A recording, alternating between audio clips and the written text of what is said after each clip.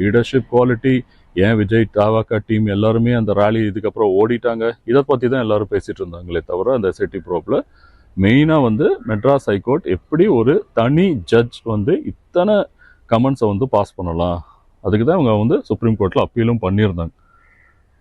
So எந்த ஆவணங்களையும் பரிசீலிக்காமல் தனிச்சையாக தனி நீதிபதி எஸ்ஐடி விசாரணைக்கு உத்தரவிட்டது எப்படி என விளக்கம் கோரப்பட்டுள்ளது. இதுதான் வந்து தாவாக்கா அவங்களுக்கு கிடைச்ச ஒரு விக்ட்ரி. இதைத்தான் அவங்களும் கேட்டிருந்தாங்க. எப்படி வந்து ஒரு தனி ஜட்ஜ் வந்து எங்களோட லீடர்ஷிப் டீமை வந்து கொஸ்டின் பண்ணி, ஏன்னா இதுக்கும் போட்ட கேஸுக்கும் அதாவது நடந்துட்டு இருக்க விசாரணை வந்து வழிமுறைகள் எப்படி வந்து எலெக்ஷன் ராலி நடத்தணுன்றது. ஆனால் இதில் எங்கே தாவாக்காவோட லீடர்ஷிப்பை வந்து நீங்கள் எதுக்கு வந்து கமெண்ட் பண்ணுறீங்க, எதுக்கு வந்து நீங்கள் வந்து தாவாக்கா பீப்புளெலாம் ஓடிட்டாங்க, போலீஸ் சொல்லி தான் நாங்கள் வந்து கிளம்புனா வேறு ஃபர்தர் அசம்பாவிதம் நடந்துடக்கூடாதுன்னு. ஆனால் அவ்வளோ வந்து எங்களை விமர்சிக்க வேண்டிய நெசசிட்டி